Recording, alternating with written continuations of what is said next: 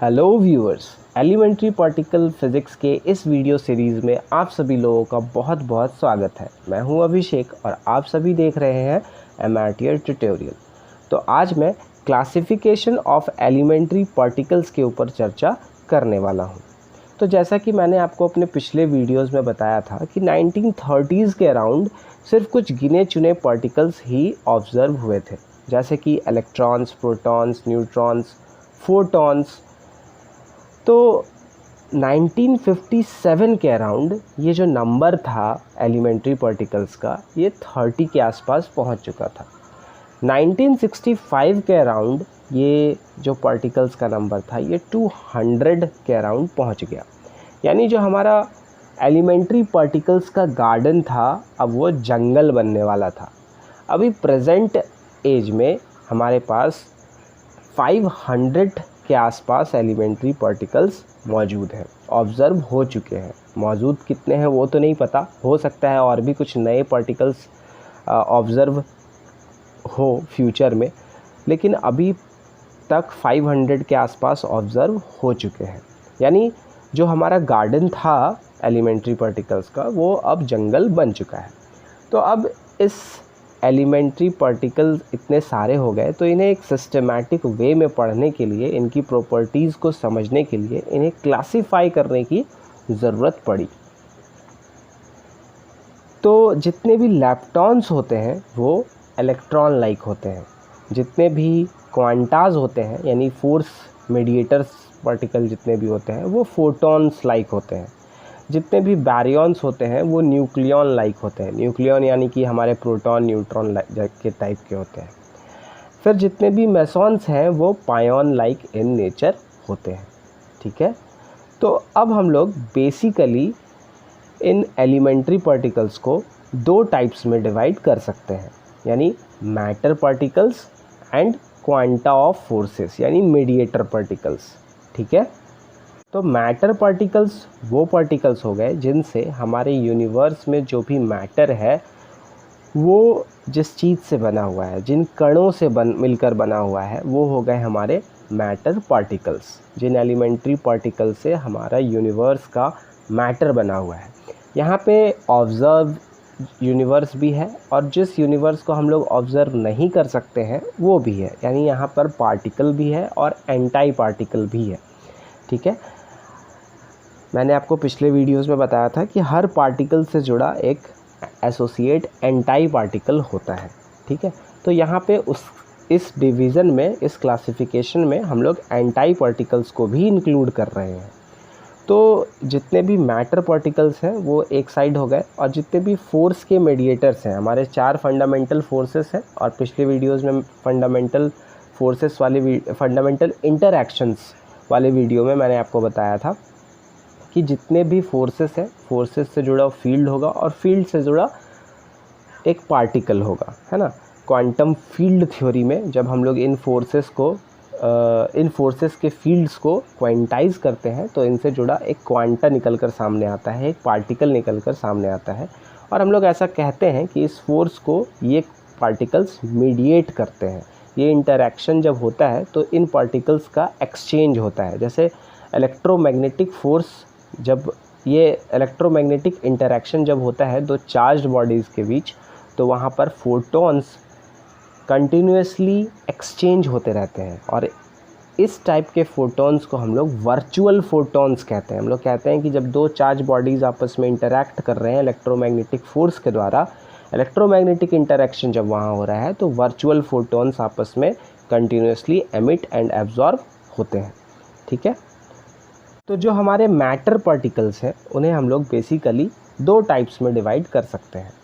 पहले हो गए हाइड्रॉन्स और दूसरे हो गए लैप्टॉन्स, या पहले हो गए लैप्टॉन्स और दूसरे हो गए हाइड्रॉन्स। ठीक है, अब देखिए, स्टार्टिंग के लेक्चर्स में मैंने आपको बताया था कि लैप्टॉन्स जो हैं वो लाइट वेट पार्टिकल्स हैं, मेसॉन्स जो हैं वो मिडिल वेट पार्टिकल्स हैं, और बैरियॉन्स जो हैं वो हेवी वेट पार्टिकल्स हैं। बट टाउ पार्टिकल की डिस्कवरी के बाद ये नोशन आउटडेटेड हो गया, क्योंकि टाउ का जो मास था वो कुछ मेसॉन्स और कुछ बैरियॉन्स से भी ज़्यादा था। तो ये नोशन आउटडेटेड हो गया कि लैप्टॉन्स जो है वो लाइट वेट है, मेसॉन्स जो है वो मिडिल वेट है और बैरियंस जो है वो हेवी वेट है।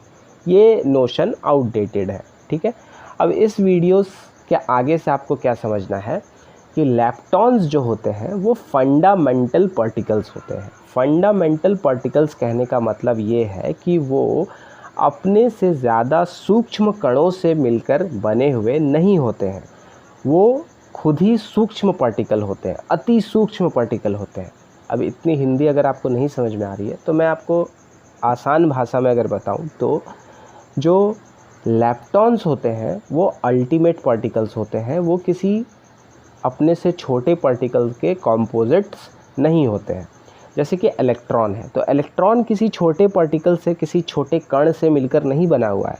इलेक्ट्रॉन अल्टीमेटली एक फंडामेंटल पार्टिकल है, ठीक है। अब वहीं हाइड्रॉन्स जो होते हैं वो अपने से अति सूक्ष्म कणों से मिलकर बने होते हैं, वो अपने से छोटे पार्टिकल्स के कॉम्पोजिट्स होते हैं, वो फंडामेंटल नहीं होते, वो अल्टीमेट नहीं होते। जैसे कि प्रोटॉन्स अल्टीमेट पार्टिकल नहीं है, प्रोटॉन्स क्वार्क्स से मिलकर बने हुए हैं, यानी अपने से अति सूक्ष्म कणों से मिलकर बने हुए हैं, ठीक है। न्यूट्रॉन्स वो भी क्वार्क्स से मिलकर बने हुए हैं। तो क्वार्क्स को हम लोग फंडामेंटल पार्टिकल कह सकते हैं, इलेक्ट्रॉन्स को हम लोग फंडामेंटल पार्टिकल कह सकते हैं, बट हाइड्रॉन्स को, यानी हाइड्रॉन्स जो है वो दो टाइप्स में डिवाइडेड है, मेसॉन्स एंड बैरियंस। तो ये मेसॉन्स और बैरियंस को हम लोग फंडामेंटल पार्टिकल्स नहीं कह सकते, ठीक है। अब हाइड्रॉन्स जो है वो दो टाइप्स में डिवाइडेड है, मेसॉन्स एंड बैरियंस।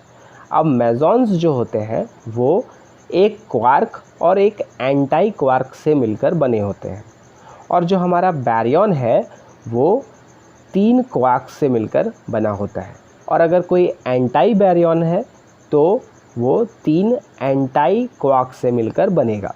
जैसे कि अगर हमारे पास पायोन है, पायोन जो है वो मेसॉन है, तो वो एक क्वार्क और एक एंटी क्वार्क से मिलकर बनेगा, ठीक है।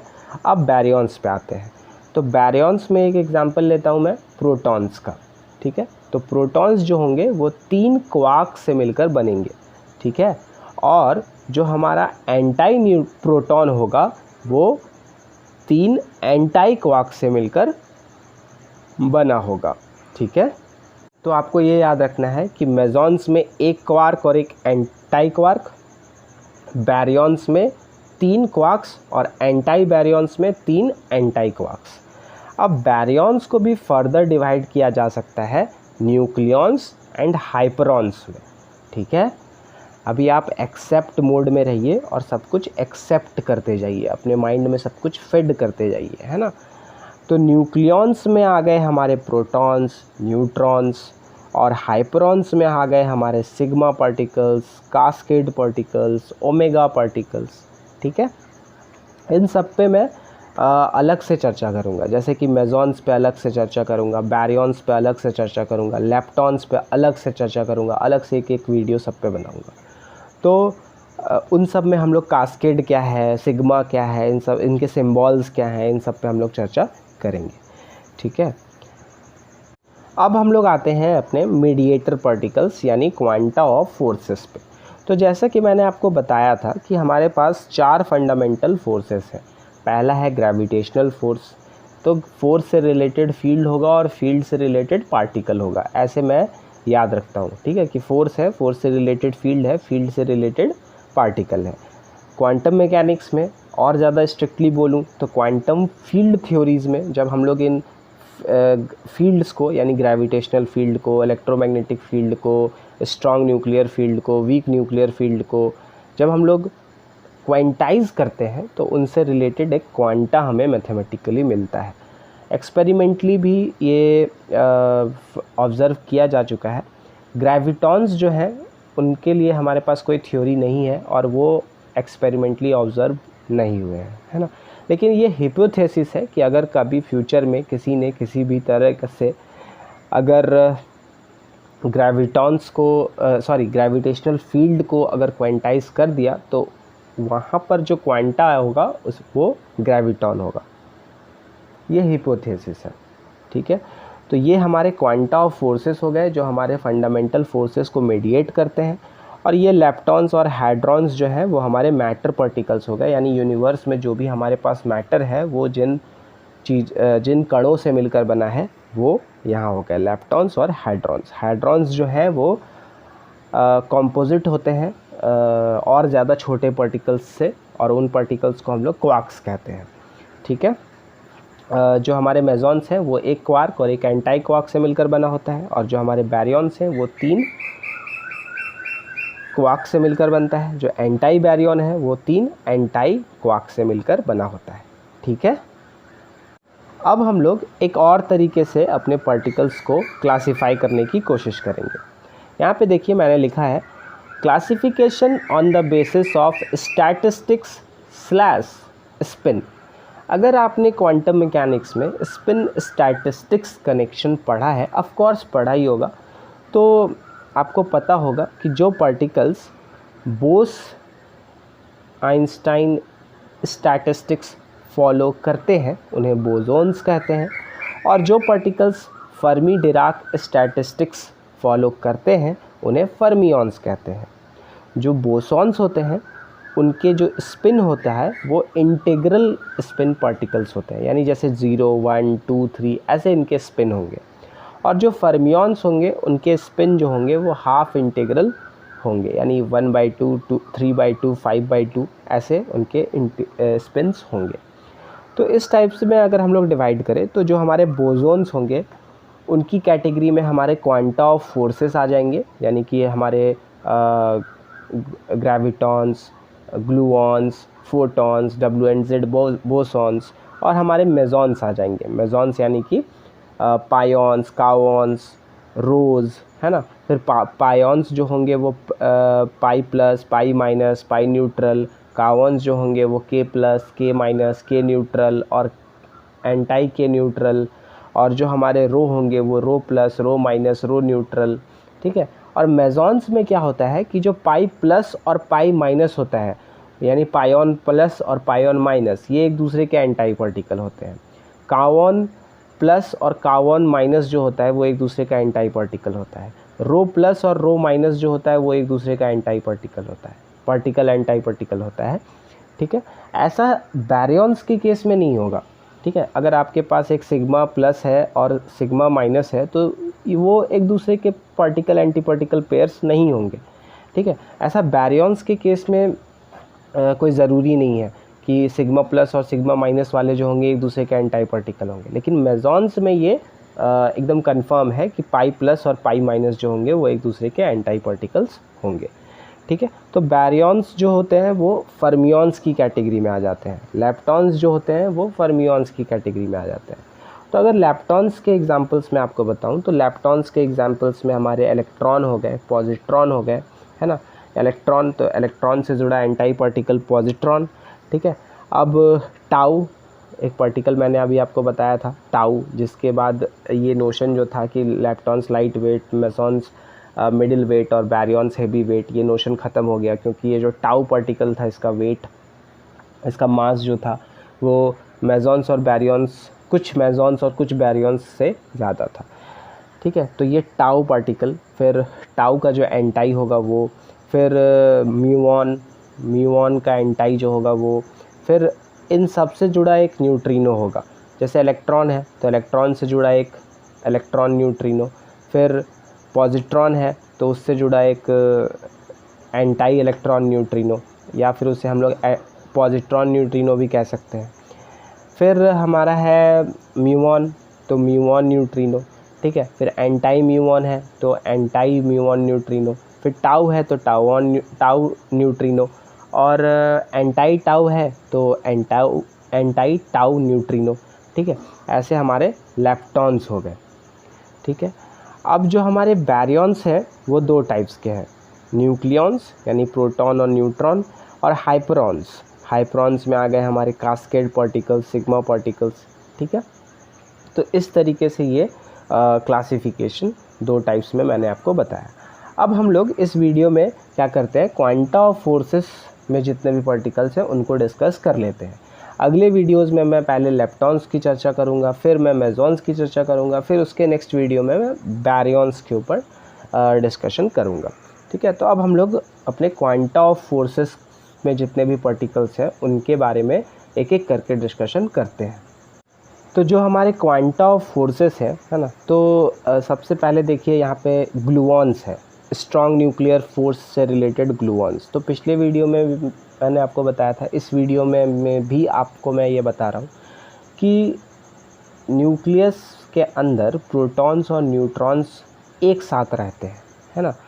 प्रोटॉन्स पॉजिटिवली चार्ज होते हैं, उनके बीच रिपल्सन होना चाहिए, लेकिन फिर भी वो इतने छोटे से रेंज में कलेक्टिवली रहते हैं। वो स्ट्रॉन्ग न्यूक्लियर फोर्स के अट्रैक्शन फोर्स की वजह से रहते हैं। अब बहुत जगह आपको इनका मेडिएटर जो है वो पाई मेसॉन्स मिलेगा, बट यहाँ पे मैंने ग्लूऑन्स क्यों लिख रखा है। तो देखिए, जैसा कि मैंने अभी आपको बताया कि प्रोटॉन्स और न्यूट्रॉन्स जो है, तो प्रोटॉन जब आपस में इंटरैक्ट करेगा या प्रोटॉन न्यूट्रॉन जब आपस में इंटरैक्ट करेगा तो वहाँ पे जो मेडिएटर होगा वो पाई मेसॉन होगा। बट प्रोटॉन्स किससे मिलकर बने हैं? प्रोटॉन क्या है? बैरियन है। प्रोटॉन किससे मिलकर बनेगा? 3 क्वार्क से मिलकर बनेगा। न्यूट्रॉन किससे मिलकर बनेगा? 3 क्वार्क से मिलकर बनेगा। तो जब ये क्वार्क्स आपस में इंटरैक्ट करते हैं तो वहाँ पे वो कलर फोर्सेस की वजह से इंटरैक्ट करते हैं। तो ये जो कलर फोर्सेस का जो मीडिएटर पार्टिकल है वो है ग्लूऑन्स। ठीक है, इसीलिए अल्टीमेटली मैंने जो स्ट्रॉन्ग न्यूक्लियर फोर्स का क्वांटा यहाँ पे लिख रखा है वो लिख रखा है ग्लूऑन्स। ये बात आ गई समझ? इनका स्पिन होता है 1, मास लेस होते हैं ये, इसीलिए मास 0। फिर जो हमारे W+ एंड W- बोसोन्स हैं वो वीक होते हैं, weak interactions, weak nuclear force के मेडिएटर होते हैं। Z बोसोन्स जो होते हैं वो भी वीक इंटरैक्शन के मेडिएटर्स होते हैं। इनके स्पिन 1 होते हैं और मास जो है वो 80.4 giga electron volt W+ and W- bosons के, और Z बोसोन के 91.2 गीगा इलेक्ट्रॉन वोल्ट्स। फोटॉन्स जो होते हैं वो इलेक्ट्रोमैग्नेटिक पार्टिकल फील्ड के क्वांटाज होते हैं, यानी इलेक्ट्रोमैग्नेटिक फोर्स के वो मेडिएटर्स होते हैं। इनके स्पिन होता है 1 और ये भी होते हैं मासलेस। अब आते हैं ग्रेविटॉन्स पे। ग्रेविटेशनल फोर्स का जो मेडिएटर माना, हिपोथेसिस है ये, मैं बार बार बता रहा हूँ, हर वीडियो में बता रहा हूँ, ये हिपोथेसिस है, ये प्रूव्ड नहीं है, ये मैथमेटिकल ना ही मैथमेटिकली प्रूव है ना ही एक्सपेरिमेंटली प्रूव्ड है। ठीक है, कोई मैथमेटिकल मॉडल इसके बारे में नहीं बताता है ग्रेविटॉन्स के बारे में अभी तक। ठीक है, तो जो ग्रेविटेशनल फोर्स के जो मेडिएटर पार्टिकल्स होंगे उनको ग्रेविटॉन माना गया है, और इनकी जो स्पिन है वो 2 है और ये भी मासलेस। ये प्रेडिक्शन है कि ये मासलेस होंगे। ठीक है, अब किसी भी पार्टिकल के बारे में अगर आपको पता करना है कि वो स्टेबल है या नहीं है, तो ये ऑब्ज़र्व करना पड़ेगा कि वो डिके करता है या नहीं। अगर वो डिके नहीं करता है किसी सूक्ष्म कणों में, तो इसका मतलब है कि वो स्टेबल है। ठीक है, अब फोटॉन्स और ग्लूऑन्स जो हैं उनको स्टेबल माना गया है, वो न्यूट्रल होते हैं, मासलेस होते हैं और उन्हें स्टेबल माना गया है। बट जो W एंड Z बोसोन्स हैं वो डिके करते हैं, और उनके जो डिके विड्थ हैं वो W बोसोन्स के लिए 2.1 गीगा इलेक्ट्रॉन वोल्ट्स हैं, और जो हमारे Z बोसोन्स हैं उनके लिए 2.5 गीगा इलेक्ट्रॉन वोल्ट्स के आसपास है। ठीक है, और ये W एंड Z बोसोन्स जो हैं वो लेप्टॉन पेयर्स या हेड्रॉन्स में डिके करते हैं। तो अगर आपके पास डिके विड्थ है तो ये जो फार्मूला है ना, decay width is equals to H×T, जहाँ पे T जो है वो लाइफ टाइम है। तो ये इस फार्मूले का यूज़ करके आप किसी भी पार्टिकल, अनस्टेबल पार्टिकल का लाइफ टाइम फाइंड कर सकते हैं। ये लाइफ टाइम और डिके विड्थ के बीच का रिलेशन है, यहाँ से न्यूमेरिकल्स भी आते हैं। डिके विड्थ आपके पास क्वेश्चन में दिया हुआ रहेगा और आपको लाइफ टाइम फाइंड करना है, या लाइफ टाइम दिया हुआ रहेगा तो आपको डिके विड्थ फाइंड करना है। H× जो है वो हमारा प्लैंक कांस्टेंट अपॉन 2π है। ठीक है, H/2π। ठीक है, तो इस तरीके से आप किसी भी अनस्टेबल पार्टिकल का डिके विड्थ या लाइफ टाइम फाइंड कर सकते हैं। ये VBI है न्यूमेरिकल के नज़रिए से। ठीक है, तो अब हम लोग सबसे पहले ग्रेविटेशनल फोर्स का जो मीडिएटर पार्टिकल है ग्रेविटॉन, इसके ऊपर चर्चा करते हैं। तो ये जो पार्टिकल्स हैं ये बोस आइंस्टाइन स्टैटिस्टिक्स को फॉलो करते हैं, इसीलिए ये बोसॉन्स हैं। ठीक है, अब जो बोस आइंस्टाइन स्टैटिस्टिक्स को फॉलो करते हैं उनके जो स्पिन होंगे वो इंटीग्रल मल्टीपल्स होंगे। ठीक है, तो इसका स्पिन जो है वो 2 है। ये सेल्फ एंटाई पार्टिकल है, यानी ग्रेविटॉन का जो एंटाई पार्टिकल है, सब प्रेडिक्शन है कि वो सेल्फ एंटाई पार्टिकल होंगे। ठीक है, इलेक्ट्रिक चार्ज जो है वो 0 है, यानी चार्ज लेस है, मास लेस है, और ये स्टेबल है, यानी ये डिके नहीं करेंगे। तो क्वांटम थ्योरी ऑफ ग्रेविटी अभी तक इस्टेब्लिश नहीं हुई है। ठीक है, ये पूरी तरीके से हिपोथेसिस है। There is no complete quantum field theory of gravitation due to an outstanding mathematical problem, renormalization in general theory of relativity। जब हम लोग श्रोडिंगर वेव इक्वेशन को अपने आइंस्टाइन फील्ड इक्वेशन के साथ कंबाइन करने की कोशिश करते हैं तो वहाँ पे कुछ फिज़िकल क्वांटिटी ऑब्जर्वेबल्स की वैल्यू, फिज़िकल क्वांटिटीज़ हम लोग बोलते हैं क्लासिकल मैकेनिक्स में, और क्वांटम मैकेनिक्स में हम लोग ऑब्जर्वेबल्स कहते हैं, है ना। तो कुछ ऑब्जर्वेबल्स की वैल्यूज़ जो आती है वो इनफाइनाइट आने लगती है। तो इस प्रॉब्लम को रीनॉर्मलाइजेशन कहते हैं, है ना। टेक्निकली मैं ये नहीं बता रहा हूँ, ये एक ओवरव्यू मैं बता रहा हूँ आपको, कैजुअली बता रहा हूँ आपको। ठीक है, तो इसे ही रीनॉर्मलाइजेशन कहते हैं। ये टेक्निकली नहीं है, ये स्ट्रिक्टली नहीं है। ठीक है, लेकिन बस आप इतना जान लीजिए कि जनरल थ्योरी ऑफ रिलेटिविटी में जो हमारा आइंस्टाइन फील्ड इक्वेशन है और क्वांटम मैकेनिक्स में जो हमारा श्रोडिंगर वेव इक्वेशन है, उन्हें जब हम लोग कंबाइन करने की कोशिश करते हैं तो रीनॉर्मलाइजेशन नाम का एक आउटस्टैंडिंग मैथमेटिकल प्रॉब्लम आता है। अब इसे आउटस्टैंडिंग मैथमेटिकल प्रॉब्लम इसलिए कहा जा रहा है क्योंकि दुनिया भर के जो फिजिसिस्ट्स हैं, थियोरेटिकल फिजिसिस्ट्स हैं, वो इस रीनॉर्मलाइजेशन के प्रॉब्लम को सॉल्व करने में नाकाम है। तो इसीलिए इसे आउटस्टैंडिंग मैथमेटिकल प्रॉब्लम कहा जा रहा है। और इसी वजह से क्वांटम थ्योरी ऑफ ग्रेविटी का जो मैथमेटिकल मॉडल है वो पूरी तरीके से इस्टेब्लिश नहीं हो पाया है। ग्रेविटेशनल फील्ड जो है वो क्वांटाइज नहीं हो पाया है।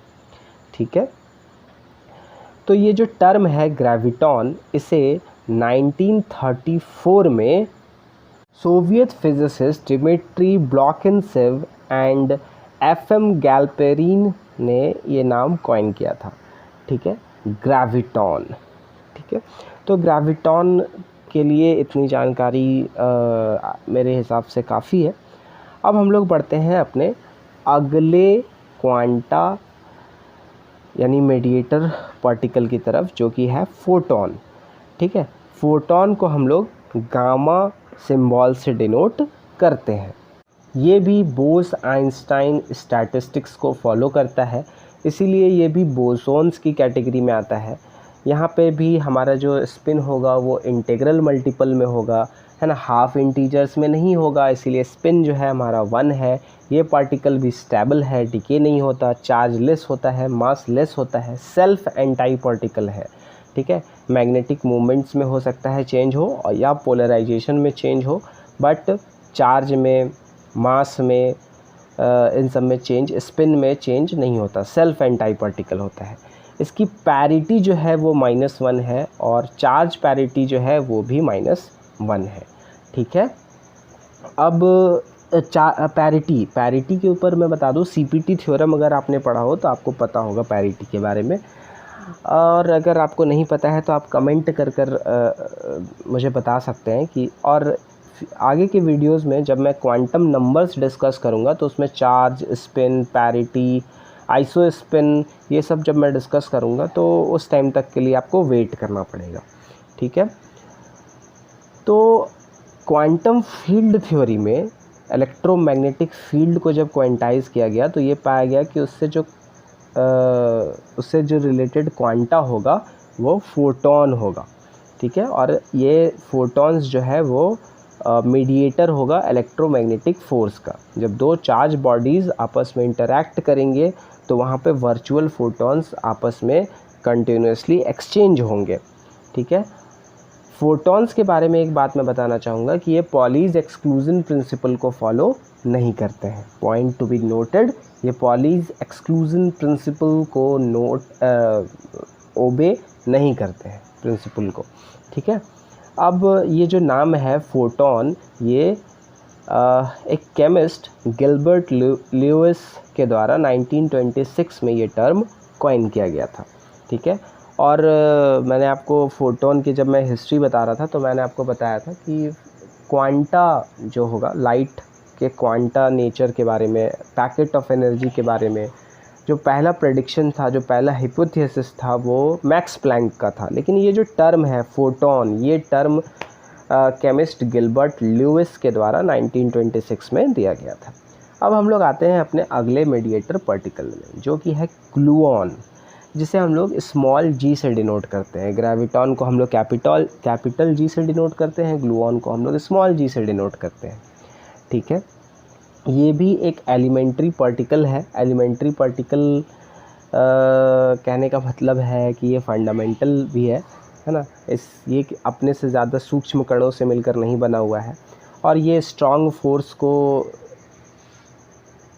मीडिएट करता है क्वार्क्स के बीच। और ज़्यादा स्ट्रिक्टली बोलूँ तो ये कलर फोर्सेस को, जो क्वार्क्स के बीच फोर्सेस होते हैं उन्हें कलर फोर्सेस कहते हैं, और वो कलर चार्जेस की वजह से आता है ना। आपको कलर चार्जेस, इलेक्ट्रिक चार्ज वाले चार्ज से कंफ्यूज नहीं होना है। कलर चार्ज जो है वो अलग क्वांटम नंबर है। कलर चार्ज 3 टाइप्स का होता है, ये मैंने पिछले वीडियोस में भी चर्चा करी है इसके ऊपर। रेड, ग्रीन, ब्लू 3 टाइप्स का होता है। Red plus minus, green plus minus, blue plus minus, यानी टोटल 6 टाइप्स के हो गए, ठीक है। तो इनके बारे में, ग्लूऑन्स के बारे में थियोरेटिकली मुर्रे जेलमैन ने थियोराइज्ड किया था इन्हें। और यहाँ पे आप देख सकते हैं मैंने 8 टाइप्स ऑफ ग्लूऑन्स यानी कलर ऑक्टेट के बारे में यहाँ पे मैंने मेंशन कर रखा है। तो यहाँ पे आप जो देख रहे हैं RB बार प्लस BR बार अपॉन √2, ठीक है। तो यहाँ पे R जो है वो रेड के लिए है, B बार यानी कि anti blue plus blue anti red upon √2, ठीक है। उसी तरीके से minus iota red anti blue minus blue anti red upon √2, ऐसे ऐसे करके हमारे पास 8 टाइप्स के ग्लूऑन्स हैं। ये ग्लूऑन्स के टाइप्स हैं, ठीक है। कलर चार्जेस की वजह से ये फोर्स आता है, कलर फोर्स। और कलर फोर्स के जो मीडिएटर होते हैं, मीडिएटर पार्टिकल्स होते हैं, वो ग्लूऑन्स होते हैं। कैजुअली मैं आपको ये बता सकता हूँ कि क्वार्क्स जो आपस में इंटरैक्ट करते हैं वो ग्लूऑन्स की वजह से करते हैं, ठीक है। और उनके टाइप्स यहाँ पे मैंने ये मेंशन कर रखे हैं। आप इसे चाहे तो अपने नोट्स में मेंशन कर सकते हैं, ठीक है। यहाँ पे जो भी है, जैसे कि ऊपर के 2 मैंने डिस्कस कर दिया, अब नीचे के 2 डिस्कस कर देता हूँ। जैसे यहाँ पे लास्ट में आप नीचे के 2 देख सकते हैं, R बार यानी red anti red minus blue anti blue over √2। फिर इधर राइट हैंड साइड वाला देखिए, R यानी red anti red plus blue anti blue minus 2 green anti green over upon √6, ठीक है। तो ये हमारे हो गए 8 टाइप के ग्लूऑन्स यानी कलर ऑक्टेट, ठीक है।